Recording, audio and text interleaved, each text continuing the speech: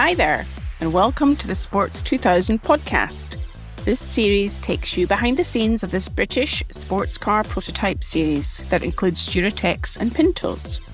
I'm Sue Stockdale, and I talk to some of the people involved in Sports 2000, giving you an insight into why it is sometimes called motorsport's best-kept secret. In this episode, my guest is Mike Turner, who has been involved in motorsport for many years, and in particular Sports 2000. Mike began racing himself back in 1968 in a Mini Cooper S. He's also worked in motorsport for many years with March, in the team that included supporting the Formula 2 team, which won the European Formula 2 Championship with Ronnie Peterson. I began by asking Mike about the potential confusion that could arise because he has the same name as a famous British motorsport artist, Michael Turner. Welcome to the podcast, Mike. Thanks, Sue. Thanks very much. It's a pleasure to talk to you. Now, one of the things that I was quite intrigued about and made me smile when I was thinking about speaking to you today, Mike, was not to confuse you, of course, with the motorsport artist Michael Turner. How good is your drawing? My drawing is pretty useless, to be quite honest, but I have had a little bit of fun over the years sending Christmas cards out by Michael Turner and then claiming that it was me who painted them, but actually, of course, it wasn't. I understand you're one of the stalwarts of the Sports 2000 Club. You've been in it for a long time. Therefore, you've got a unique perspective, more so than others, in terms of seeing how things have changed in the category over the years that you've been involved in it. I'm wondering if we could kind of go way back to the beginning of your driving career. And dare I ask when that was? What year? Well, I started racing in 1968, which seems a million years ago, and that was in a Mini Cooper S. Just club racing, and myself and my dad built the car, and we just went off racing as many weekends as we could, and I thoroughly enjoyed it, a lot of fun, and then moved on from there into various single-seaters over the years. But the Mini Cooper was the start of it, really. And what got you hooked on motorsport and driving in the first place, Mike? Really, my family. Both my mum and dad were very keen on motorsport, and dad used to help people with their racing cars sort of before and just after the war, and then took up marshalling. And so I got taken off to various race circuits and hill climbs. And so there was no escape, really. I just became very passionate about it right from the word go, to be honest. And did you have any particular aspirations as a youngster then driving that Mini Cooper S in terms of where you wanted to take your career? I think everybody at that age thinks they're the best thing since sliced bread, don't they? They think they're great and they're going to make a career out of it. I don't think I thought that. I just wanted to go and have fun and enjoy it and realise a kid's ambition to go racing. And that was always my attitude to it. Anybody who goes racing is basically competitive and you want to do as well as you can. And that's never changed, I don't think, over the years. Well, it's great to hear you've still got that sense of competitiveness, which I'm sure is very important. And how did you then discover the Sports 2000 category? Well, I'd been racing in other series, in a single-seater series called Formula 2000. And I'd done that for 2 or 3 years. But I think I'd got to an age where single-seaters, a little bit of self-preservation kicked in. And I felt, I'd really like to do sports cars if I could. And I'd always liked the look of Sports 2000 over the years from a spectating point of view. And then I heard a chap called Colin Fairabend was sort of getting Sports 2000 up and running again in 1998. And I thought, well, that looks like something I could get very keen on. So I made contact with Colin, and he had a Shrike P15 Pinto car for sale. And I went down and bought that. It wasn't a basket case, but it needed a lot of work doing to it. So we brought it back home, stripped it down to the bare chassis and rebuilt it. And when Colin started the series, the first year, I think there were about 3 or 4 events, and did all of those and just thoroughly enjoyed it. Colin and his wife Mira worked so hard to get the series up and running. And it was just a great time, full of good people, some great cars, and we were very lucky to go to some really good circuits. And it just went from there, really. And I've never felt the need to go and look at anything else. I've just thoroughly enjoyed it all the way through, really. And before Colin and Mira got the series up and running then in the late 90s, what existed before that for people that had Sports 2000 cars? Sports 2000, the series itself, I think, started in round about 1977, and it was quite strong for a few years. And in fact, I think it even supported the British Grand Prix on one occasion. And then as these things tend to do, it gradually petered out. And then those people who had cars raced them with the 750 Motor Club in a series called Formula 1300, which was sort of an anything goes sports car series.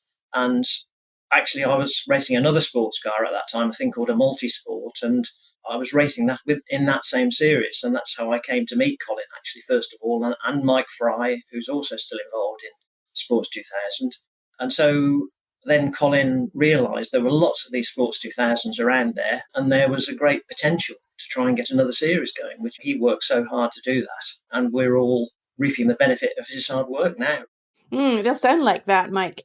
And before we get deeper into the Sports 2000 experience since then that you've had, I'm just wondering, but in some of those other cars and categories that you raced in prior to Sports 2000, were there any memorable highlights that you had? Yeah, well, I did Formula Ford 1600 back in 1969 and a certain amount in 1970. And we, on a couple of occasions, supported non-championship Formula One races. One that sticks in the mind was one at Brands Hatch, the Race of Champions. And all the top Formula One guys were there in the main race. And we were just one of the supporting events. And so I was on the same grid as people like James Hunt and Emerson Fittipaldi and a guy called Dave Walker, another guy called Vern Shoup. They all went off to do Formula One, so I don't know what happened to me, but I got lost along the way somewhere. Anyway, it was a great experience, and I thoroughly enjoyed it. Very competitive racing, and great to be able to race at those sort of events. I imagine then that the experience that you've gained from that in those different types of close racing events has then served you well in what you're now doing with Sports 2000. I think it did. I think it was a great training ground. I still think Formula Ford 1600 is one of the best training grounds for both driving and engineering to an extent, because it's such a level playing field. It does teach you how to race in close company with people. It teaches you quite a lot of racecraft, and we were able to visit lots of different circuits, both in this country and abroad. Again, that was a fantastic training ground. I thoroughly enjoyed my time in Formula Ford 1600, and that was a great highlight, really, of my racing. You bring up a good subject that I've spoken to several other guests about, is about knowledge of circuits and just how important that is in being potentially successful in a race. How important do you think is understanding a range of circuits helps to be competitive? I think it does help because, the more you go back to a circuit, the more familiar it becomes. And you start to learn what you can do with the car, where your braking points are, where you need to position the car and that type of thing. And all those circuits do change and have changed enormously over the years. The basic technique is still there, I think. So I think the more experience you get racing on different types of circuits and different conditions is invaluable. And it does enable you to enjoy your racing much more as well, I think. What's your favourite circuit to drive? Oh, without a doubt, Alton Park, the long circuit at Alton Park. I've always loved that track. Ever since I went there as a little boy with my mum and dad to watch the Gold Cup in 1962, I think it was. I've always loved the atmosphere there. And now the circuit's run by Motorsport Vision, and it's absolutely immaculate. I mean, the work they do there to make it the circuit it is absolutely fantastic, as they do with all their other circuits as well, I have to say. But yeah, Alton Park, Brands Hatch Grand Prix circuit, Cadwell Park is a circuit I've always loved. In Europe, they're all exceptionally good, and I've enjoyed going to all of those, really. I'm getting a sense, in a way, it doesn't matter what circuit you're at, you're just enjoying racing a car. I'm privileged still to be able to do it, to be quite honest. And I think some of my friends will tell you, if you speak to them, I retire every year from motor racing, but that's been going on for about 20 years now, and I still haven't finished. Yeah, I thoroughly enjoy it, and I enjoy the whole atmosphere within Sports 2000. It's difficult. You can't be as competitive as you were when you're in your 20s and 30s, but you can still go and have a lot of fun and still have some good racing. And if I was coming along to a circuit today, Mike, and watching you race, what colour is your car and what number is it? The car is number 7, and it's black and orange. It's an MCR, one of quite a few MCRs out there now, which is a tribute to Clive and Cindy at MCR, who've done a great job building cars and getting them out on the circuit and supporting the series. And I race in the Derek Bell Trophy, which is a class for drivers over 60. So there are a few of us in that. We can have a good race no matter what else is going on, sort of further up the field, as it were. Yeah, it's a great class, so it doesn't matter really what your age is. You've always got somebody to race against and have a bit of fun with. Now, I know earlier in the series, I spoke to Chris Snowden, and he was talking about his love of race car preparation as much as racing. And I'm wondering, from your perspective, how involved do you get in the preparation of your car? I do all the basic stuff. So I check the car between races and keep it clean and tidy and nut and bolt check it and do the gear ratios. So all the basic things. I've never considered myself a motorsport engineer, but I've always prepared my own cars. But if there's any specialist stuff that needs doing, then Clive at MCR has been fantastically supportive. And a number of people over the years have helped me. Mick Mobley at High Tech Motorsport and Gary Gunn years ago when I was racing another car. There have been a lot of people. Chris Snowden, you mentioned earlier on. And if there's a problem in the paddock, Chris is one of the first people to dive in and try and help. And he's done that to help me on a number of occasions over the years. So there's lots of people around who can help you. But basic stuff I do myself. Anything more technical or a bit more difficult, then I'll try and find somebody who really knows what they're doing. I was just reflecting as you were speaking there, Mike, about the kind of ratio of preparation time to racing time. And I'm thinking for a listener that perhaps doesn't have a sense of what it takes to get oneself out onto the track and race, how much time does it actually take you in that preparation? I think the thing with racing cars is you never finish them. No matter how much time you spend in the workshop or trying to get ready, there's always something else to do or something else you can find to do. So I don't think you ever really finish. But with Sports 2000, you can get to a level. They're not hugely difficult to run. They're not too technical. So most people with a little bit of mechanical understanding could run a car quite happily. You don't have to be out in the garage every night for hours and hours and hours on end. From that point of view, I like the way that you're saying it sounds as much about enjoyment of the preparation as the necessity to do it. Yeah, I think so. And over the years, having worked in racing myself for many, many years ago, I've always admired people who can prepare cars and turn them out well. Because I think when you're cleaning a car and inspecting it, you find things that need attention. And that's always been a great interest of mine, something I thoroughly enjoy doing, really. Yeah, you mentioned there, Mike, that you've worked in motorsport. So tell us about that. Many years ago, I was still doing a little bit of Formula Ford. I was lucky enough to work for a team called March Engineering. This is back in the very early 70s, and I joined them right at the start, really. And I was lucky enough to start off working on their Formula 2 team and then the Formula 1 team, really as a bit of a gopher. I just did all the jobs that nobody else wanted to do and helped where I could. And because I'd had a bit of experience running my own cars, I think that did help. And in 1971, I worked on the Formula 2 team full-time, just doing general organisation, looking after all the spares, acting as a sort of number two mechanic. If there was an engine change to do or something like that, I could help the boys out doing that. We actually ran 5 cars that year. And in fact, we won the European Formula 2 Championship with a guy called Ronnie Peterson. Another guy I'm sure people have heard of, Nicky Lauda, was an up-and-coming youth at that time, but turned out to be very, very quick. Jean-Pierre Jarrier was another one, Jean-Pierre Jussot, and a guy called Mike Beutler, who were all really good, quick drivers. And that was a great experience. So we did the whole European Formula 2 Championship. And then at the end of the year, we went off to Brazil and Argentina and did the South American Series out there. And when I came back from that, which was December 1971, I found everything at March had changed. And I was now on the Formula 1 team for 1972. So I ended up living the dream, I suppose you could say. It didn't always seem like that, I have to admit. But yeah, great experience and very privileged to do it at the time I did, really. And for the next few years, went to all the Grand Prix and was lucky enough to work with some really top drivers of their era. It sounds like an amazing career you've had there, Mike, around the world at the top echelons of motorsport. What have you observed or learned about the world of motorsport from having been in it for such a long time? Well, I think it's constantly changing. That's the thing, and you have to be flexible and adaptable and try and move with the times. I'm in the era that I was involved full-time. I still think I was very lucky to be involved in that era because it was still very serious. Of course it was, and people wanted to win. It was very competitive, but there was still a large element of sport about it as well. So teams would help each other. Even in Formula 1, they'd still help each other. You could borrow parts, you can borrow bits and pieces, and people were always there to help you if you needed it. I don't know if that's still the case these days. I probably think it may not be. So I think you have to just move with the times, really. And I've never been one to look back and say it was always better in my day because things change and things move on and things get better. So I think that's one of the big things, just try and be as flexible as you can and adapt to changing circumstances. Well, I think it's certainly something everyone's had to experience over the last couple of years with our pandemic affecting everyone globally. So adaptability is something that's really important for us all. Yeah, I think so. And, in Sports 2000, I think we're particularly lucky in that we've got a great group of people and there's lots of people who contribute bits and pieces. We've got Roger Donnan, who's now taken over the running of the series and does a great job, and Clive Steeper, who is heavily involved, along with Mike Fry and Ross Hyde and Chris Snowden, trying to build the Pinto series so we can start to run those as a standalone series, and they're doing a great job. And then other people who've contributed hugely over the years. And I think that's one of the great attractions of the series to me. There's a lot of people prepared to chip in and and do a bit in support. So it's great to know it's a real team effort, and the theme of camaraderie has come out more than once in the conversations I've had. I'm also wondering about your experience as a motorsport race instructor, Mike. I understand you do that as well. Yeah, although I've cut down quite a lot on that, when I retired from my proper job, as it were, when I left motorsport and went off to try and get a proper career doing something else, I didn't walk away from motor racing, but I wasn't involved with it so much for probably 15 or 17 years.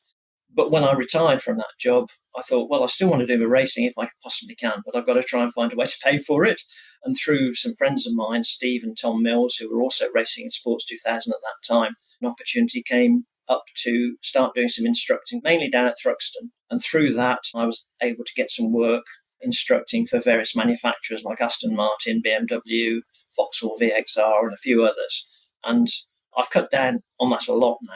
But over the time, it was a great experience and a lot of fun, and some not always guaranteed to stop you having a nervous breakdown. There were some people that you really wish you'd never got into a car with, but fortunately that didn't happen too often. What springs to mind then in terms of those hairy moments perhaps that you've had? Well, the very first time I worked for one of the manufacturers at Alton Park, I remember it's on the long circuit there, which is a very challenging circuit, and I was with a young chap who was, I think, destined to be the next world champion, or so he thought.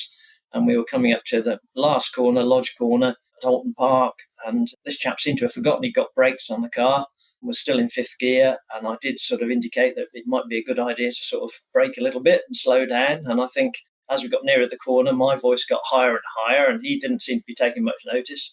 And in the end, I had to sort of just grasp the wheel, but we still ended up going onto the grass at the edge of the circuit, nearly hit the bank. And I sort of suggested then that maybe we ought to go into the pits and have a rethink about what we were doing. So, yeah, there were one or two little incidents like that, but not too many, fortunately. And what gave you confidence to go out and sit in the passenger seat when somebody's going at high speed around a circuit like that? You don't know how they're going to drive necessarily. I think it was sheer ignorance, to be quite honest. If I'd known before I started what I learned subsequently, maybe I wouldn't have done it. But by and large, most people were very, very good, actually. A lot of people were just happy to be out in a car, and if you give a little bit of input and help them to enjoy it even more, then that was great. That's what it was all about, really. So with all of the experience you've had in many different facets of motorsport, Mike, and coming back to think about Sports 2000, since the series was started up again with Colin and me setting that up, if you and I were sitting together today and we were watching a cine film of how motorsport and how Sports 2000 in particular has progressed since then, what are some of the noticeable changes or things that you've seen in that period of time? I think that over the years, the development of the cars, so in the early days, they were the Pinto cars, and then they introduced the Duratec engine, a more modern engine. So you've got people like Gunn, MCR, Lola, Van Diemen, who started building cars. So I think that brought a new audience to the series, really, and new competitors who came in from other series. But it still retained the ethos, really, which was fun racing at a sensible cost. I think the level of commitment, and I want to say professionalism, but I don't really mean professionalism, just the attitude to the way people race has probably changed a little bit over the years. Not for the worse, but it's just made it maybe a little bit more high profile, a little bit more competitive. The cars are certainly quicker than they were. There's been developments in tyre technology and the technology on the cars. And that's been to the benefit of the series as a whole, I think. We've tried to move it with the times, but not make it, horrendously expensive so people can't afford to do it anymore. And as you look ahead, given that the Derek Bell category that you're in is for the over 60s, for example, how do you think the club can attract younger people into the series for the future so it sustains its interest? I think the club is working hard to promote the series in terms of we have a good sponsor on board now. There have been a number of TV programmes and videos gone out. The club works really hard to promote itself. I mean, these podcasts are an example of that. And race meetings, just getting out and about and talking to people in other categories as well. And people are very, I think, always impressed with the speed of the cars, the turnout of the cars, and the fact that the budgets involved are realistic now. And I think the more we can talk about that side of it, the better, but also promote heavily the fact that it's fun. And there's a good bunch of people there. We're not all driving into each other, causing lots of damage. So the standard of driving generally is really good. And I think it's that enjoyable, fun, sporting aspect that we try to promote. And I think it's benefit because there are new people coming into the series all the time. And some of the younger guys now, you've got people like Michael Gibbons, Tom Stoughton, Josh Law, who are all fantastic drivers. And the more people like that we can attract into the series, the better, as far as I'm concerned, I think. And I know that also in a previous episode, I spoke to John Eiley, and he was talking about the students are trackside learning with the car that he drives. So you're even getting people from perhaps an even younger age group to get interested in Sports 2000. Yeah, I think that's right. I mean, I benefited from that myself, actually, because through Tim Tudor at the University of Wales, Trinity St David's, a couple of their students started helping me a few years ago, and they're actually still helping me now, which is absolutely fantastic. And again, there's a great bunch of students who come up to all the meetings there, and they're more than willing to help dive in and help people if people have got problems. And I think from the students' point of view, it's probably really good because it gives them hands-on practical experience in actually running cars in a real race situation, which is invaluable experience for them. So another example of continual evolution and adaptability. Looking ahead to this season, Mike, what are you excited about? Just excited about getting out there racing again, to be quite honest. There's a really good calendar. There's an event which Roger and Motorsport Vision Racing have put together. So looking forward to going to some great circuits. I'm particularly looking forward to seeing how the Pinto grid develops. I think that could be really exciting for the club. I mentioned earlier the amount of work that some people are putting in to try and promote that. And I really hope that that all comes together, because there's a tremendous number of Pinto cars out there which ought to be out there racing. And I'm sure that once some of those guys come out racing with us, they'll want to come back and do some more. I'll certainly look forward to keeping an eye out for number 7 whizzing around on the circuit at some stage, Mike. It's been fantastic to speak to you today, and I wish you every success. Thank you very much, Sue. It's been great fun, and thanks for the time. I've enjoyed it. I hope you enjoyed hearing from Mike Turner about his long association with Sports 2000. And if you enjoyed listening to this podcast, please help us spread the word by leaving a review on Apple Podcasts and tell your friends about it too. Remember, you can connect with Sports 2000 on Facebook, Instagram or Twitter, and you'll find all the links in the show notes. Next time, I'll be talking to 2 of the latest sponsors of the Sports 2000 Championship. I do hope you can join me then.